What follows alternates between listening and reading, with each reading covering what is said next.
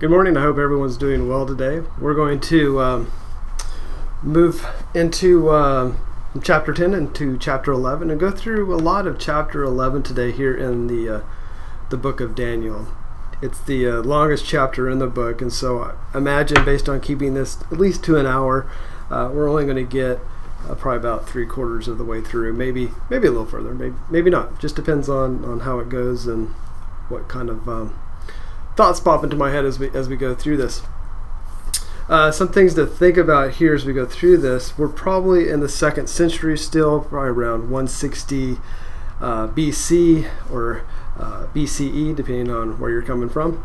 And we're going to start reading through a lot of information related to what we refer to as the Seleucids and the Ptolemies, which are two different people groups that were quite powerful during this time, and they spent a lot of time fighting each other, fighting over the land of Judah, and of course causing a lot of grief and issues for the Jewish people. A big part of this will be someone we've already talked about before in chapters 7, 8, and 9 as Antiochus IV. He was a very oppressive ruler. He was a huge threat to the Jewish people, to the Jewish way of life during this time, and was causing all kinds of problems to him. A lot of this part of Daniel is talking about the oppression and the issues that the Jewish people were dealing with. This is post-exile, of course, period. The Jewish people are back in Jerusalem. Some people refer to this as the Second Temple period. It's just one of those times where even though they were back in their land, they were still not fully a free people, mainly because of the Seleucids and the Ptolemies. And we may refer to the Seleucids along here as the Syrians. You'll hear that today. Were fighting against each other, and of course pretty much Judah got in the way, and they were trying to take over that land. And then of course with Antiochus IV, who will also be known, as you see through here, as the king of the north. So the Seleucids are coming from the north, and the Ptolemies are coming from the south, and you'll see those references in here as well. Like I said, we've heard of Antiochus IV before. He was in chapter 7 as the fourth beast, in chapter 8 as the little horn, and in chapter 9 as the one who invaded the temple. And again, we'll get a little bit more of the temple invasion throughout this as well.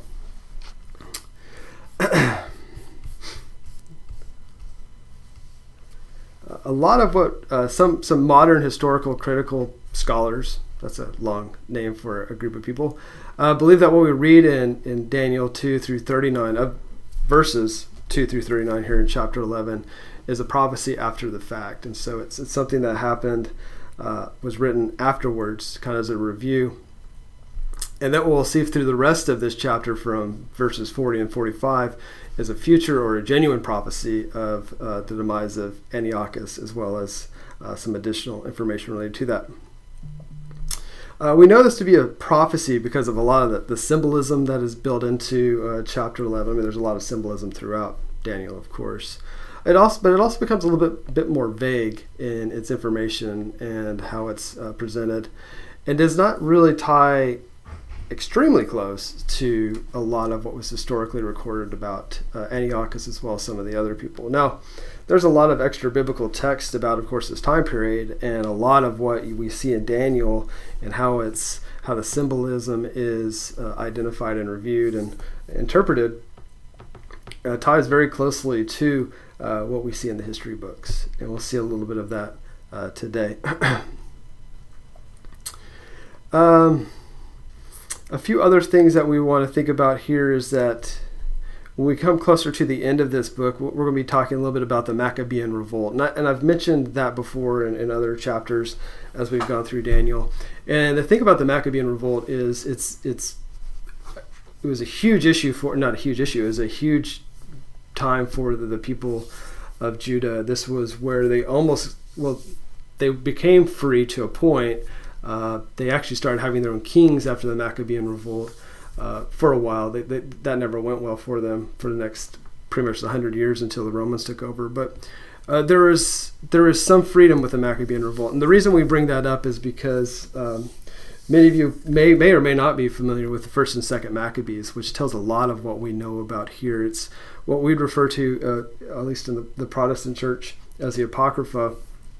And there's some really good information in there, especially about this time period and what Daniel's trying to explain in here, and about specifically to the Maccabean revolt. We talked a little bit about the revolt last week in chapter 10, actually a pretty good amount. And then this week we're going to talk a little bit more because it's very significant.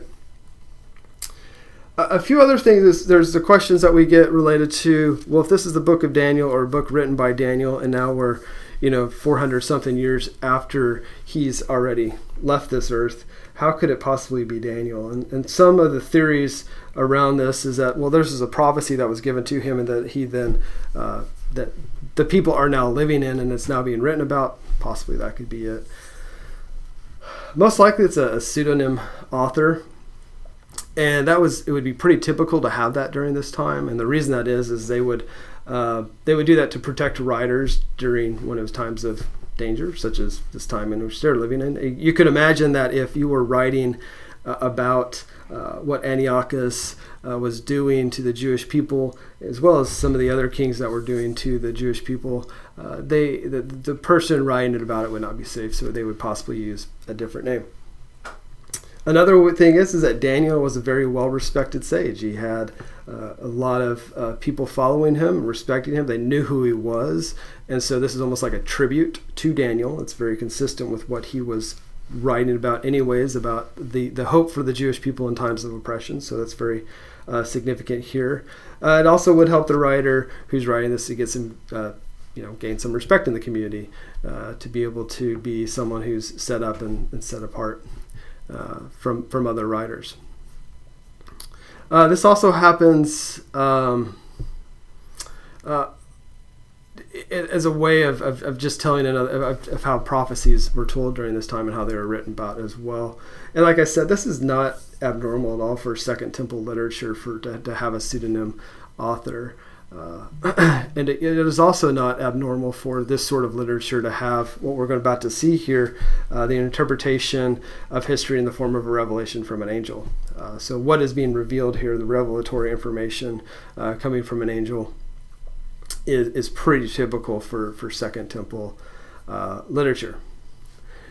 One thing we don't want to lose focus here is that, is it a pseudonym author? Is it Daniel originally? I mean, that's really not the focus here, but we need to really think about what the intent of the author is.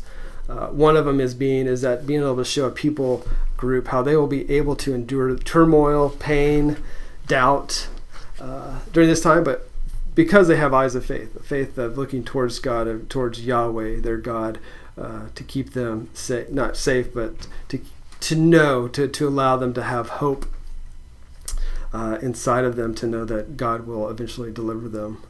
Also, you be able to read this through, we'll be able to focus on that empires will be defeated. The horrible, oppressive empires that they were dealing with for hundreds of years will be defeated. They also know that what they think to be here on earth is unstoppable. God is in control, and within his time, things will happen. And we'll see that multiple times in chapter 11, where someone was put into power based on a decreed amount of time that God has provided them to be in power. And ultimately, all the empires that try to destroy Israel, at least in this case here, Israel or Judah as we know it here, will be destroyed, or at least subdued by God. So it's something to keep in mind. So the focus here is what the intent of the author is. We could debate for hours about who the real author is. At the end of the day, it doesn't matter as much as what the intent of the author is as we go into this. So let's look into, let's read a little bit of chapter 11 and get going here. And you'll get a little bit of history as we start here in the first couple of verses, and then we're going to start going into the message that the angel is trying to provide Daniel and the people of Judah during this time. So I'm going to read chapter 11, 1 through 5. Actually 1 through 4, and then we'll talk a little bit about that, and then go on as we go through this.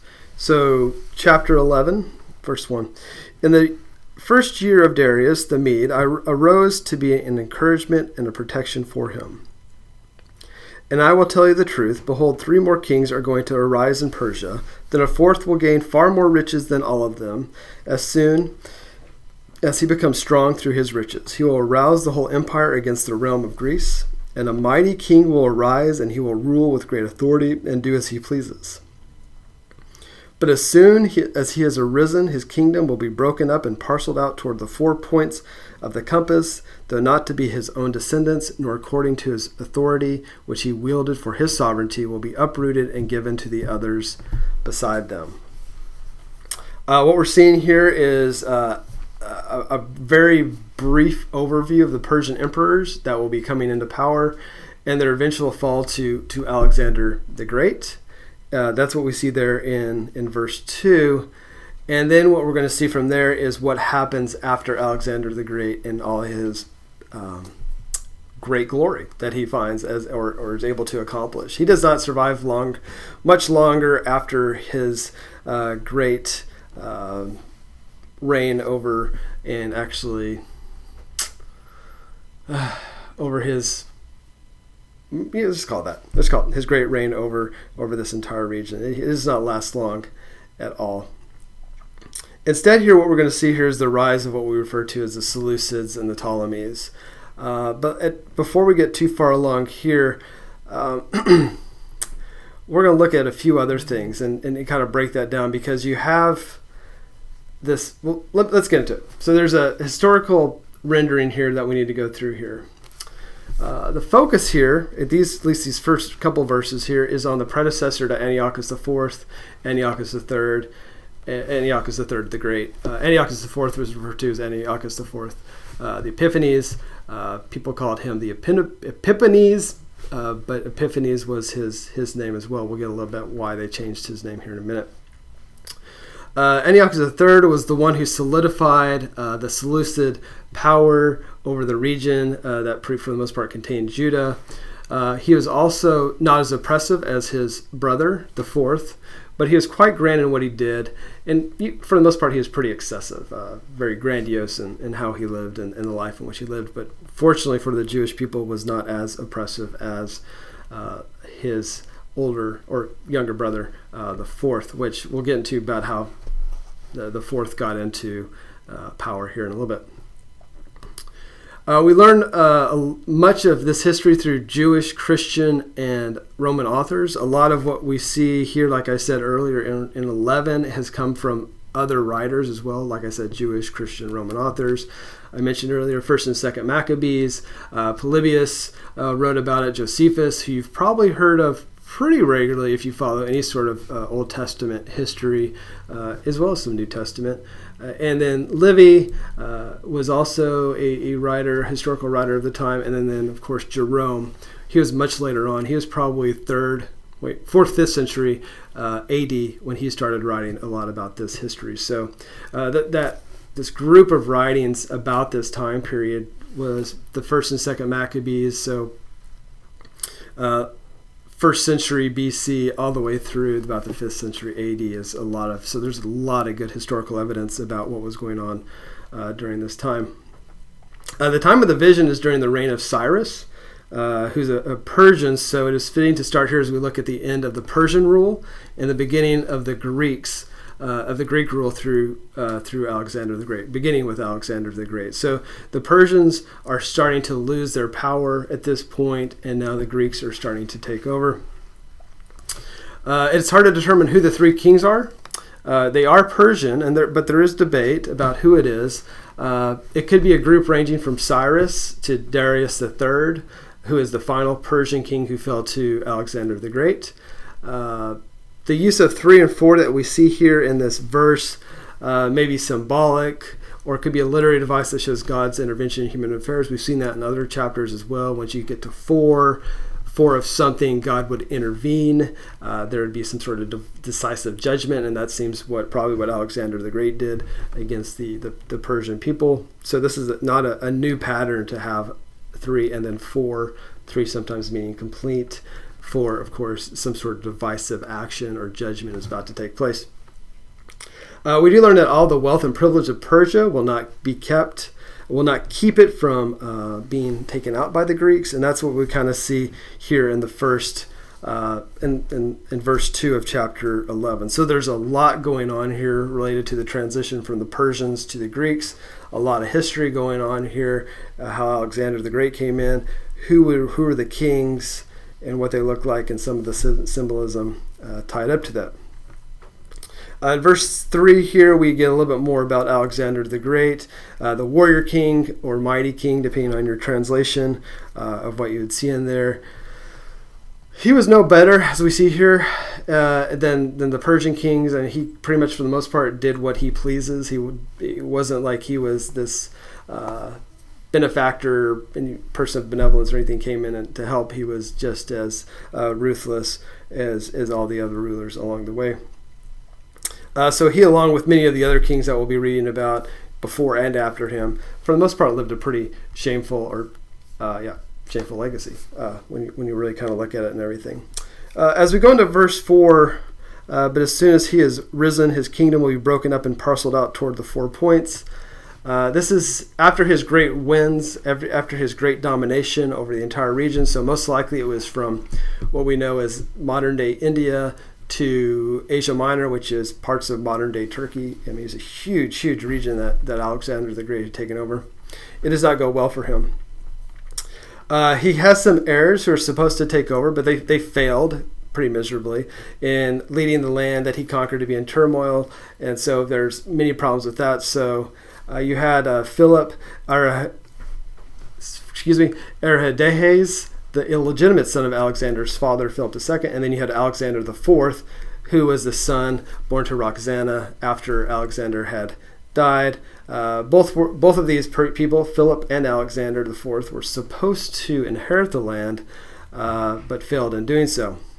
Instead, there were 4 generals, who we'll talk about even more here in a second, but there were 4 generals who divided up the land. And so you see this idea here going into, in verse 4, broken up and parceled out toward the 4 points of the compass, though not of his own descendants, nor according to his authority which he wielded, for his sovereignty had been uprooted. So his heirs were not able to do it. So these 4 generals, as you represent here as the 4 points, came in and separated the land or the region which he conquered into 4 different areas. They are known. They had an official name. They were known as the Diadochi, and they were for the most part, very powerful generals that worked with or served under Alexander the Great, and once he passed away, became opportunists and decided to split up this land. As you can imagine, they did not get along well with each other, especially when you talk about the Seleucids, who are a big part of this, and the Ptolemies, which we'll see here in a second. Anytime you see the 4 points or the 4 winds, you know that it encompassed pretty much what they knew as the world at that point. It was a huge amount of space, so that's just a symbolism for that. Pretty much encompassed everything. The 4 corners of the world were ruled by these 4 people. So for the 4 kings, because I know you're just dying to know who they are, you had Greece and Macedonia go to a general by the name of Cassander. We know some about him, but he's not really part of this story. Thrace went to Lysimachus, which is always a fun name to say. The 2 major ones that we're really going to be focusing on is Babylonia and northern Syria. Went to Antigonus, later replaced by Seleucus I, who then eventually we end up with Antiochus IV, which was, of course, was a huge burden to the Jewish people. So Seleucus I, which is where we get the name Seleucids from, and then Egypt and southern area. So we have, first of all, Babylonia and northern Syria. That's the northern king, or for the most part, the northern kingdom, not northern kingdom as in Israel, but the northern king. So he was the northern king, and then the southern king that we're going to be reading about here in a little bit is Ptolemy the First Soter. They always have such fun names. But anyways, he had Egypt and southern Syria, which contained Palestine, which of course contains Judah. So that's where a lot of the battle is taking place, or will be taking place as we read through this. All 4 of these are in some way depicted through the rest of the vision that Daniel is getting from the angel here.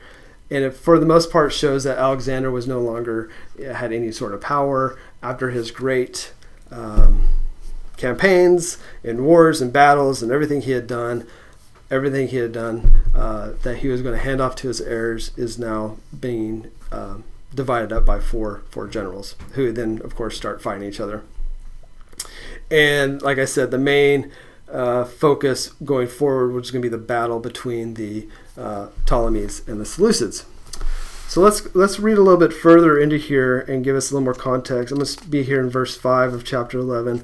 Then the king of the south will grow strong, along with one of his princes, who will gain ascendancy over him and obtain dominion, and his domain will be a great dominion indeed. After some years, they will form an alliance, and the daughter of the king of the south will come to the king of the north to carry out a peaceful arrangement, but she will not retain her position of power, nor will he remain in his power, but she will be given up, along with those who brought her in, the one who sired her, as well as he who supported her in those times. But one of the descendants of her line will arise in his place, and he will come against their army and enter the fortress of the kings of the north, and he will deal with them and display great strength. So there's a lot going on here. And there's a lot of symbolism going on through this as well, symbolizing these two powerful nations, or two powerful, let's call them nations right now, or people groups or generals who are leading these groups, the Ptolemies and the Seleucids. So first of all, you can see starting right off, we start with the Ptolemies as the king of the south, and the Seleucids as the king of the north. The prince referred to as the Seleucids, who will eventually become more powerful than the king of the south. So the north will eventually be more powerful than the south. So this is a reference to Ptolemy I Soter and Seleucus I, where Seleucus I will eventually overpower Ptolemy. Seleucus I lost Babylonia land to Antigonus. And so we remember earlier on, Antigonus was the first general, and then Seleucus I took over. And later fought as an ally with Ptolemy against Antigonus's son, Demetrius. What you'll notice here is that there are some times where the Ptolemies and Seleucids will ally with each other in order to take out maybe another possibly burgeoning empire, or especially when you look at the Egyptians. So you'll see that they'll eventually ally. Those do not last long, typically because they're purely out of personal gain, and so there's really, it's not a true alliance, but it's something that they kind of do as a way of convenience. Fortunately, alliances like that do not happen that way. Obviously, everyone has the best interest of the other person. So this is old history. Nowadays, we know that doesn't happen, right? So, anyways, as we go forward here, we see that Seleucus the first, or Seleucus I, regained Babylon and eventually gained even more land, and became even more powerful than his once ally Ptolemy. And then at one point, as we go a little bit further deeper into this, Seleucus and Ptolemy's alliance ended over a fight over who? Judah. They both wanted the land where Judah existed, so their alliance ended. And then from here, we're going to see an ongoing battle over Judah. So the people where the place where the people of Jerusalem existed is what we're going to see as we continue to go in here. So verse 5 sets up verse 6 and 7, and then we go into another generation of battle between. Now we have Ptolemy II, Philadelphus, against Antiochus II, Thos. Ptolemy II offers his daughter Bernice to Antiochus II for marriage, and this is, of course, to form another alliance, which, of course, does not last long. To do this, Antiochus would have to divorce his wife Laodice, which leads to, later on, a time of murderous revenge. I mean, this is just so intriguing. I mean, if you're into stories about geopolitics and intriguing events related to who is who's on whose side at any given time, who's going to take over what side. I mean, it's almost like Risk. It's nuts what's going on here. All the kind of inner workings and interplay and behind the scenes stuff that's going on here. So, anyways, we'll come back to Laodice here in a second. But after Antiochus II died, Laodice had Bernice's two sons, and all their attendants killed because, of course, she was pretty upset with Bernice. Some people would refer to her Bernice, but I'm just calling her Bernice. The reason it is because she was no longer the wife. She was divorced. Bernice was now the king's wife, had two sons and some attendants. Laodice kills her once Antiochus II died. This, of course, why would they do that? Why did they do that back then? To ensure that the heirs of the throne, which would have been Antiochus II's sons, making sure that they would not someday take over the throne. But after this murderous rampage, Ptolemy's the second son, it's not over yet, Ptolemy's the second son, his name was, as you can imagine, Ptolemy III, Euergetes, sought revenge to go after a branch, as you can see there in verses 6 and 7, a branch from her roots. So he avenged his sister Bernice by killing Laodice. And then Ptolemy III then went on a land takeover spree by taking much of Seleucus II's, king of the North's land. And then he invaded other parts of Upper Asia. He returned to Egypt without retaining any control of the land he took over. So he had kind of a somewhat successful campaign up into the north, but then ended up not really obtaining or maintaining or retaining any of that land upon his return. Now let's look at the next set of verses. We'll go verses 8 through 12 here. Also their gods with their metal images and their precious vessels of silver and gold he will take into captivity to Egypt, and he on his part will retain from attacking the king of the north for some years. Then the latter will enter the realm of the king of the south, but will return to his own land. His sons will mobilize and assemble a multitude of great forces, and one of them will keep it on coming and overflow and pass through, that he may again wage war up to his very fortress. The king of the south will be enraged to go forth and fight with the king of the north. Then the latter will raise a great multitude, but that multitude will be given into the hand of the former. This is not at all confusing. When the multitude is carried away, his heart will be lifted up, and he will cause tens of thousands to fail, yet he will not prevail. So this continues on.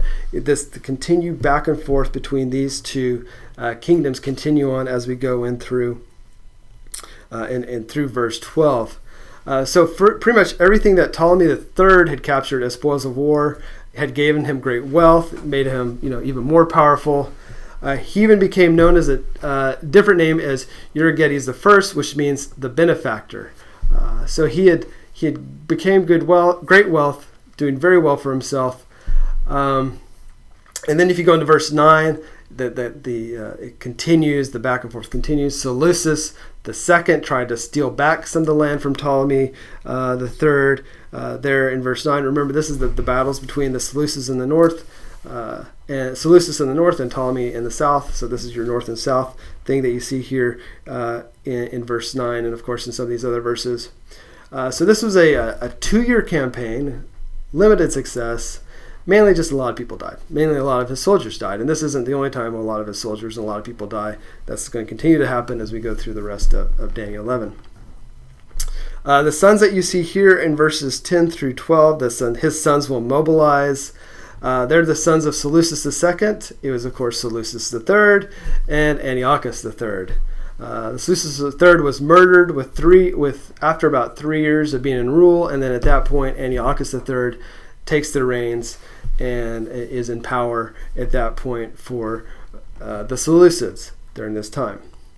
Antiochus III, I believe his full name was Antiochus III the Great.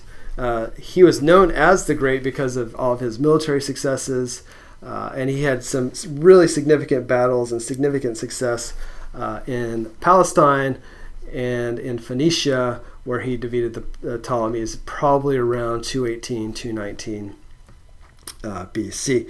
That's what we see happening there in verse 10.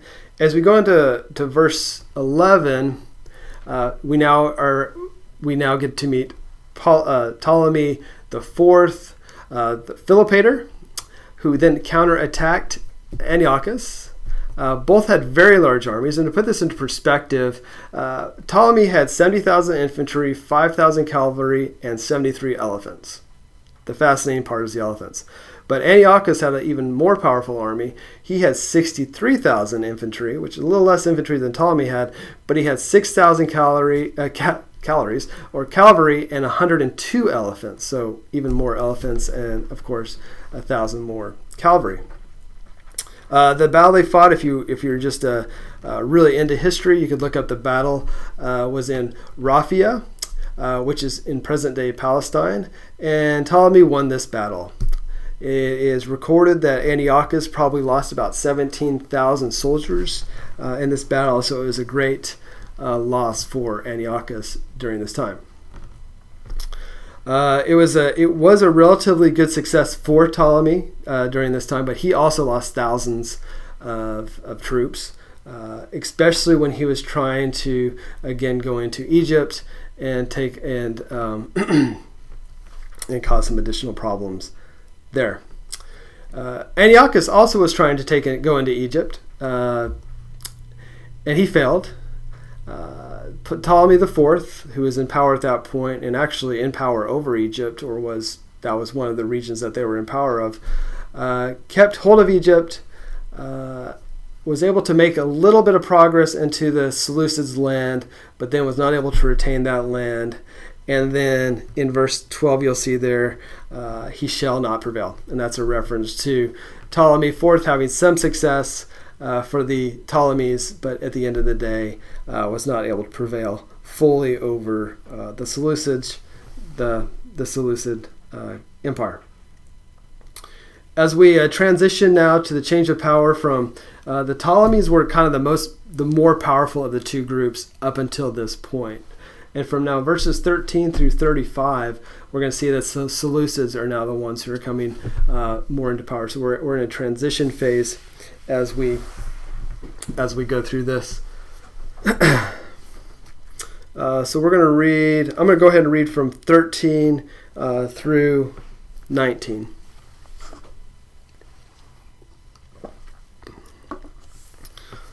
For the king of the north will again raise a greater multitude than the former, and after an interval of some years, he will press on with a great army and much equipment. Now in those times, many will rise up against the king of the south. The violent ones among your people will also lift themselves up in order to fulfill the vision, but they will fall down. Then the king of the north will come, cast up a siege ramp, and capture a well-fortified city, and the forces of the south will not stand their ground, not even their choicest troops, for there will be no strength to take a stand. But he who comes against him will do as he pleases, and no one will be able to withstand him. He will also stay for a time in the beautiful land. If you've probably heard of beautiful land before, if you've been following along and reading in Daniel, beautiful land is Palestine, or Judah is the place where the people of the Jewish people live. And so there's more to that. With destruction in his hand.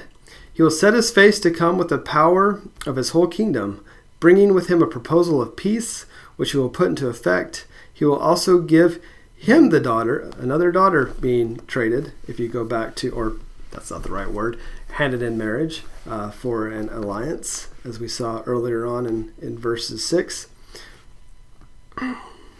He will also give him the daughter of women to ruin it, but she will not take a stand for him or be on his side. Then he will turn his face to the coastlands and capture many, but a commander will put a stop to his scorn against him. Moreover, he will repay him for his scorn. So he will turn his face again. This is the third time his face has been set or turned in the last 3 verses.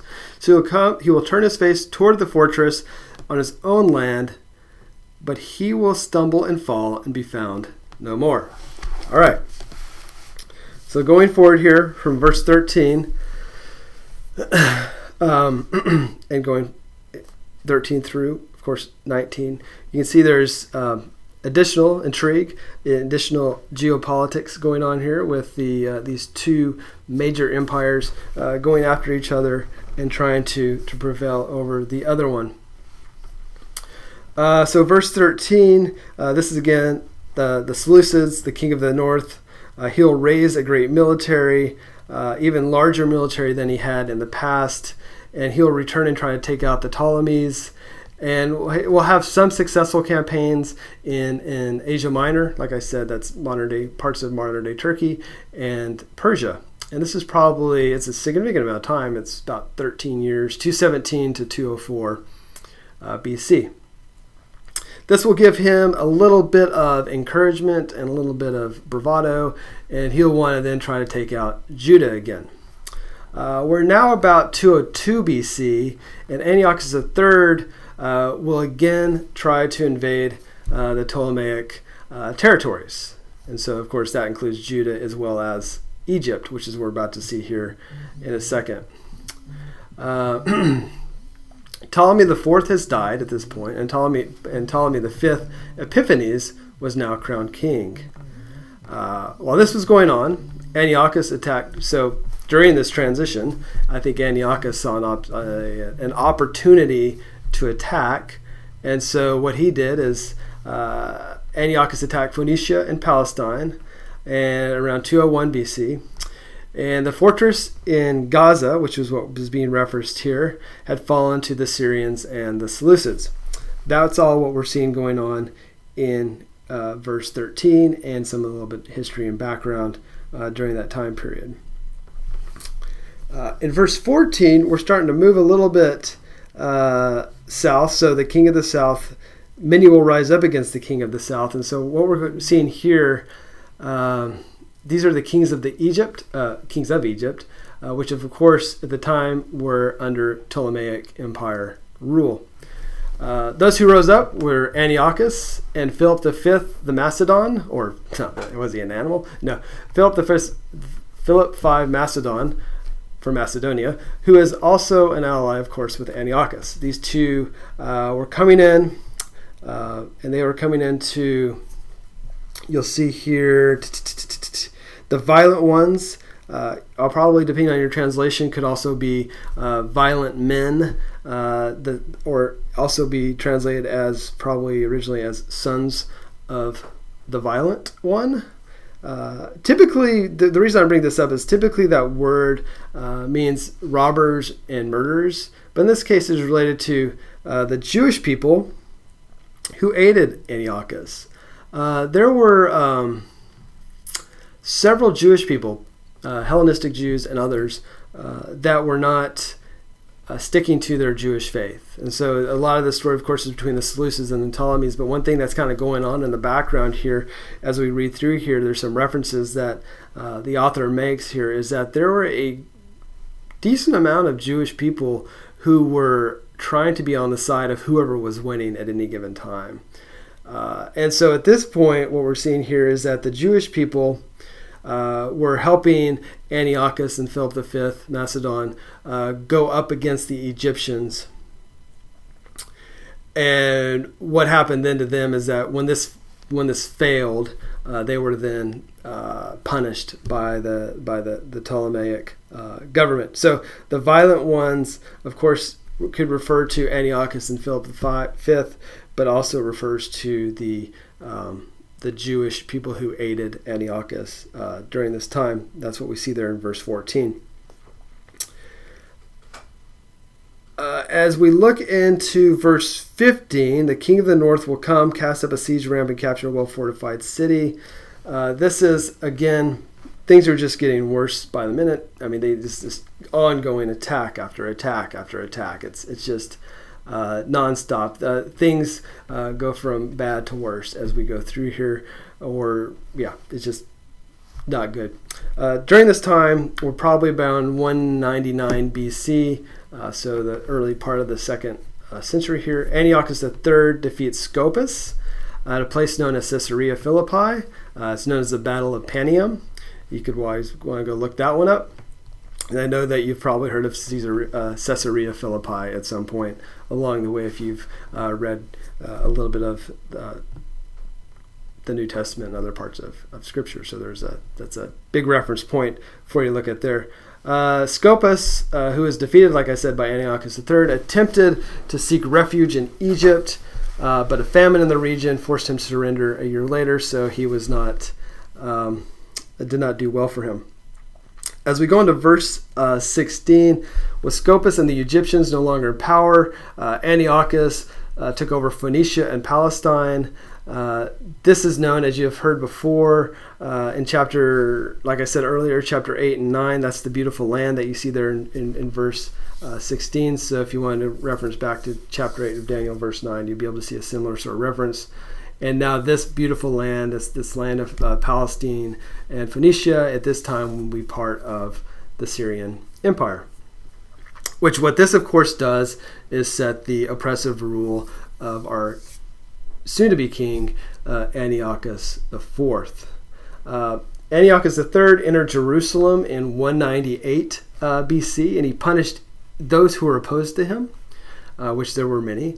But were also greeted by many Jewish people who were very happy to see him and looked at him as a deliverer and benefactor to the people, not having any idea what was about to happen to them. They thought that it was great that this guy had come. He'd come to save them, help them, but not knowing that 23 years later, Antiochus IV would take power and would be leading to one of the worst periods in all of Jewish history for the Jewish people. So it is very bad. We know that there have been extremely hard times for the Jewish people, but this is still known as probably one of the worst times for those of the Jewish faith when Antiochus IV takes power. And like I said, it's going to be about 23 years later from the time Antiochus III had entered Jerusalem. As we go into verse 17, there's a peace alliance that is forced between the Syrians and the Egyptian kings. The hope was that peace with Egypt would keep the Romans away or from trying to attack the Seleucids during this time period. Even though Seleucids were pretty powerful, the Romans were starting to become a powerful force. Were starting to come into their own right, had a significant and legitimate amount of power. And so the hope is that if the Syrians, Seleucids, same people, could form this alliance with the Egyptians, the Romans would stay away at least for a while. So how this all play out? We get another daughter who is provided as a wife as part of this alliance. So Antiochus III gave his daughter Cleopatra to Ptolemy V as his wife. This would hopefully lead for more control for Antiochus. Instead, she loves Ptolemy more than and turns against Antiochus. So Antiochus's hope of his daughter turning Ptolemy towards their desires and their needs and their wants, instead the opposite happens. Cleopatra actually sides with Ptolemy V instead. Again, this is a similar arrangement that we saw earlier on with Ptolemy II, where he used his daughter Bernice to forge an alliance with Antiochus II. Both attempts, as we have seen, or will be seen, are futile. As we look into verses 18 and 19, we get a prophecy of Antiochus' defeat and his eventual end. There in verse 18, having taken out the Egyptians in 197 BC, Antiochus turns to the coast of the Mediterranean. That's what we see there. So he will turn his face. This is the third time, like I said, he's turned his face. And where he is heading, he's heading towards the Mediterranean Sea, or the coast of the Mediterranean. And after some success as he goes along the coast there, the Romans, who I just mentioned just briefly, teamed up with some of the Greek allies and took out the Syrians, forcing them to flee back to Asia Minor. So that is, of course, a huge issue there. As we move forward here, and as Antiochus is leaving, they followed him away. 30,000 Roman soldiers followed Antiochus into Asia and defeated the 70,000 Syrian soldiers at the Battle of Magnesia, which is near Smyrna. Again, probably a place you've heard of as you've read through the Bible. While this is happening there in verse 18, so this is back and forth between verses 18 and 19 here in chapter 11.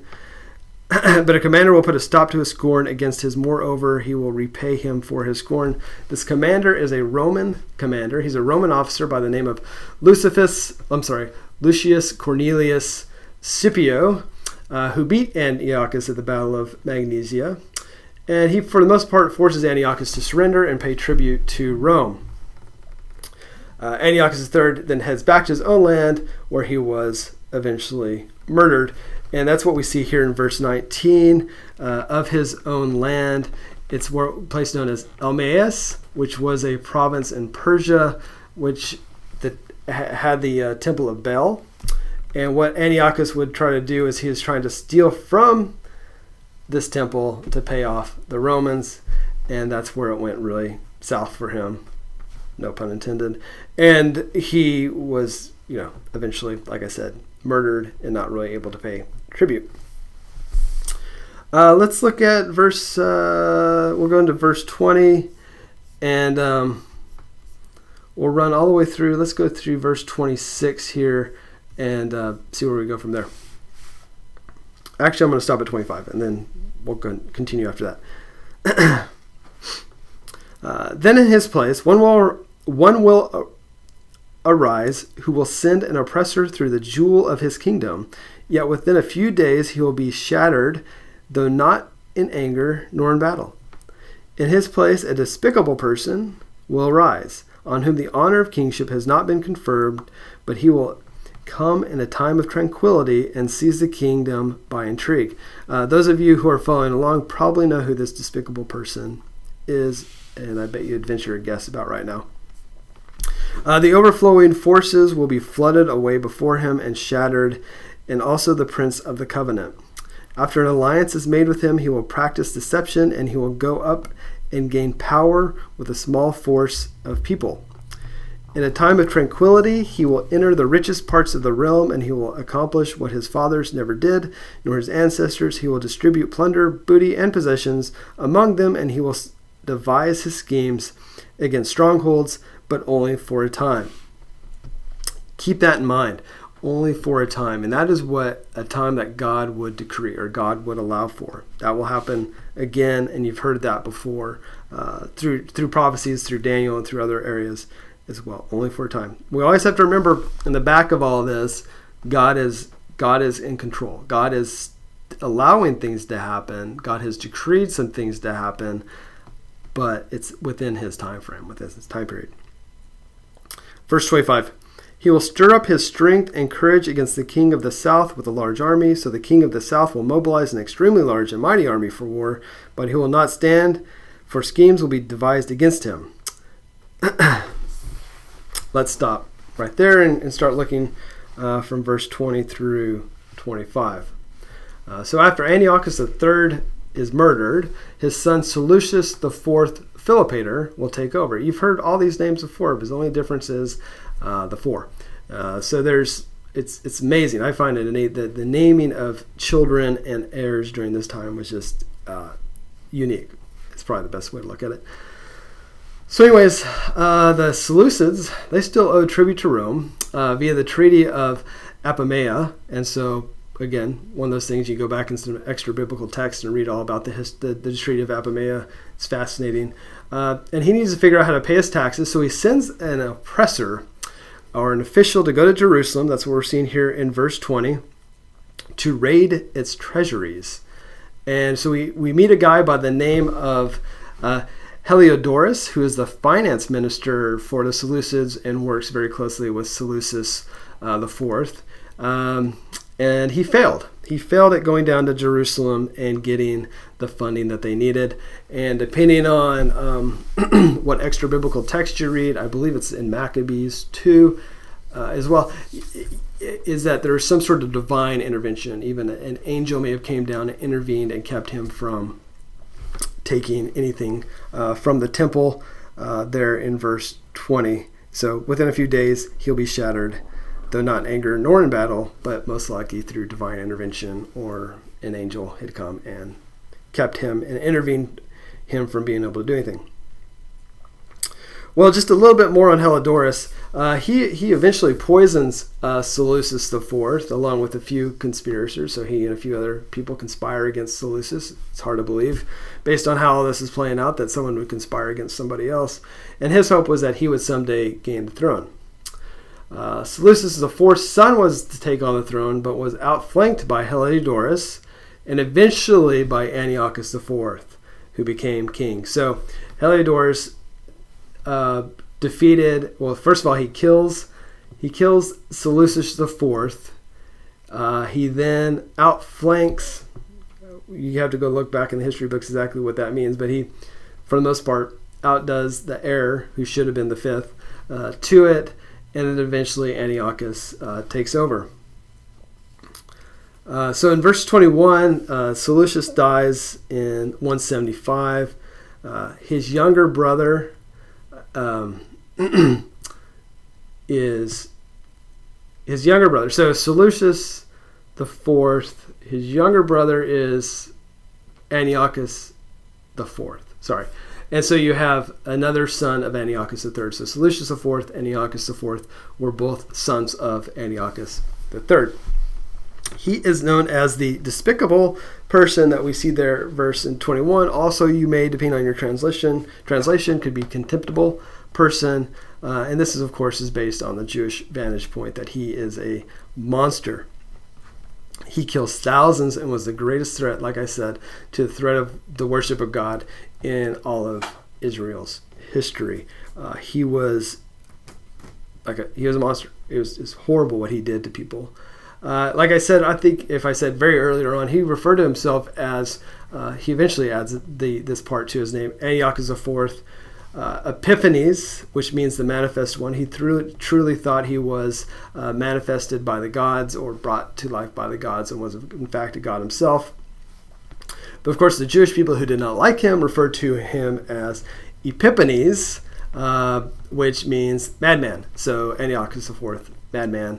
I would say that's probably more true to his character than, of course, being divine. The honor of kingship of royalty, as we see here, was not for him. Was not officially his. The rightful owner would have been Demetrius I Soter, who was being held hostage in Rome, which then allowed Antiochus IV to seize power. So Demetrius, who was not there, held up, was the one supposed to be in power, but we see here that it is not him, it's Antiochus instead. What we see here also is that Antiochus came you see here, he will come in a time of tranquility, verse in 21.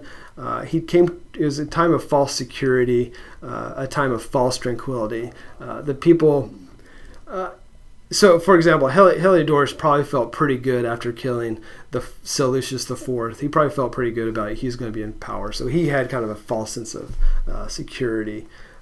He probably felt pretty safe about where he was and where his standing, but obviously he wasn't. And the same goes for Antiochus IV. The thing about Antiochus, and this is what a lot of historians will say about him, is that he was a political genius.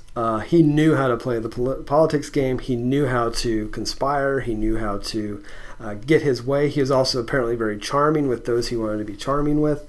For those who wanted power along with him or wanted parts of his power or pieces of power that he was able to get for them, he was a great guy.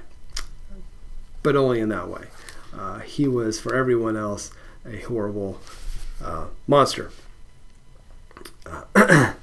And so let's go into verses 22 and 23. The overflowing forces will be flooded away before him and shattered, and also the prince of the covenant.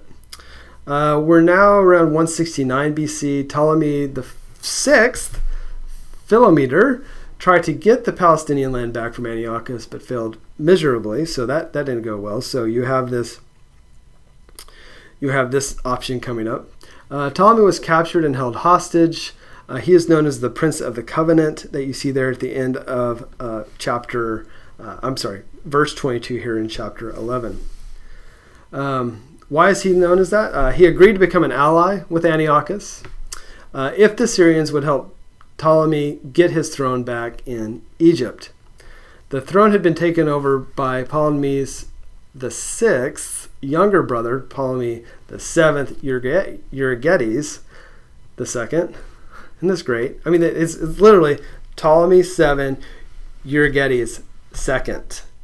I mean, can they not come up with anything else? I know there's a reason they do that, and I completely understand that. But it's fascinating, and it can cause a little bit of confusion unless you're really, really paying close attention to this. So Antiochus agreed to this, mainly just for his own benefit. He really could care less about the Ptolemies or anything like that, but mainly he wanted to get a foothold into Egypt. So he agreed. And Ptolemy was able to gain the throne, but later allied with his brother against Antiochus and defeated the Syrians. And so Ptolemy gets together with his brother. They go against Antiochus. They defeat the Syrians right on the Egyptian border and removes Antiochus' troops from an area known as Pelusium. As we go into verse 24, Antiochus again feels pretty secure with where he is in his rule. It's again another time of what he feels as tranquility. And so he went after even more riches in that part of the region. Probably also known as the richest parts. In original Hebrew, it would have been the richest parts would be referred to as the fat ones, but that's just how that would translate directly from Hebrew into English. Richest parts is probably your nicer way of saying that. So he attacked Egypt, Judea, and other provinces in the region during this time, even more, trying to take over more power. He divides the spoil of his victory with those who followed him. So that could have been, of course, other Syrians, other Syrian leaders that he reported up to him, governors, satraps. But it was also Jewish people who had become, people who wanted to follow him to kind of ride his coattails. But he had great plans to take out the mighty fortress of Egypt, but his success was a limited time, as what we see there at the end of verse 24, because it says, but only for a time. Again, only as decreed by God. So what we see here is no matter what his wealth or his military power was, his military prowess and political cunning, no matter how good he was at that, he could not exceed the limits that God had placed before him, no matter what. And it goes, that I believe is true to this day. It's been true throughout all of history and continues to be true today. So let's start looking a little bit deeper into this. We're going to go into verse 25 through 28. Now let's do that. So he will stir up his strength and courage against the king of the south with a large army. So the kings of the south will mobilize an extremely large and mighty army, but he will not stand for schemes will be devised against him. Verse 26. Those who eat his choice food will destroy him, and his army will overflow, but many will fall down slain. As for both kings, their hearts will be intent on evil, and they will speak lies to each other at the same table, but it will not succeed. For the end is still to come at the appointed time. Then he will return to his land with much plunder, but his heart will be set against the holy covenant, and he will take action and then return to his own land. The holy covenant being the Jewish people.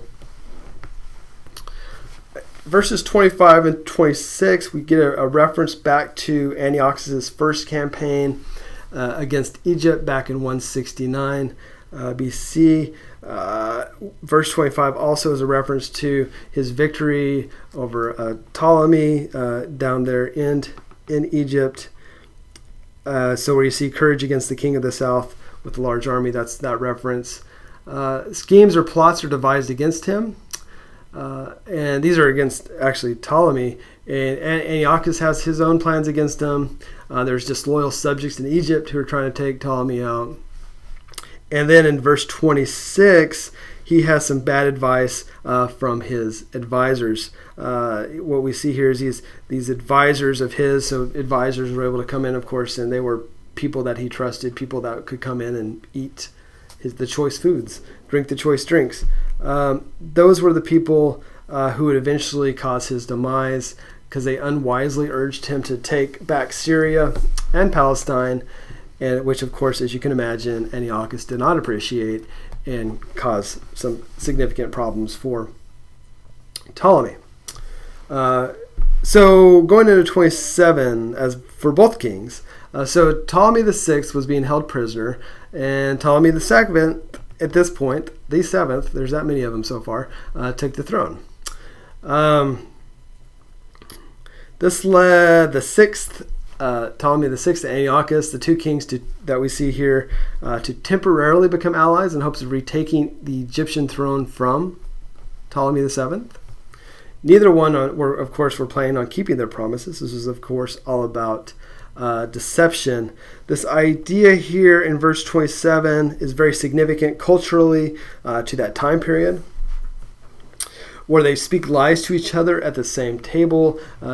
Near East cultures during this time, a time at the table when you made a promise to somebody was sacred.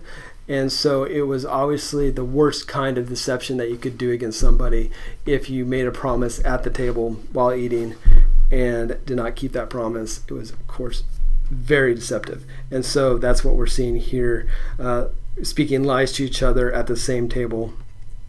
And of course, they weren't they were doing it for themselves. And because of this, because of their deception towards each other, they had very little success in Egypt, and they were able to capture Memphis, Egypt, not Tennessee, but they were not able to capture Alexandria.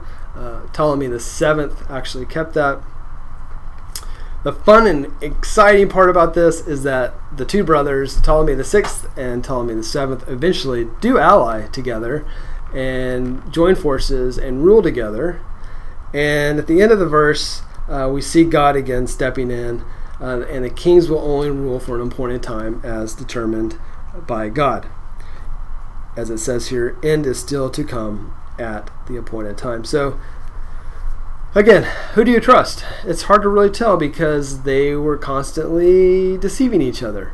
Not only brothers deceiving brothers, wives deceiving husbands, it's two nations deceiving each other. I mean, it's just crazy. Who do you trust? And I think, of course, as you can imagine, in any sort of poor, unhealthy relationship as these were, this deception continues and it gets worse and worse as we go on here. Let's look at verse 27. Then he will return to his land with much plunder, but his heart will be set against the Holy Covenant, and he will take action and return to his own land.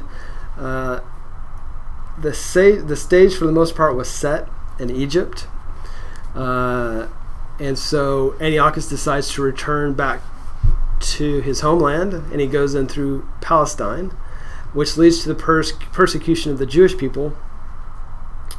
He had already had some control over the Jewish people at this point of Judah. He had already had control over that region, and when he decides to return through that region on his way back to his home base, he finds there's a rebellion.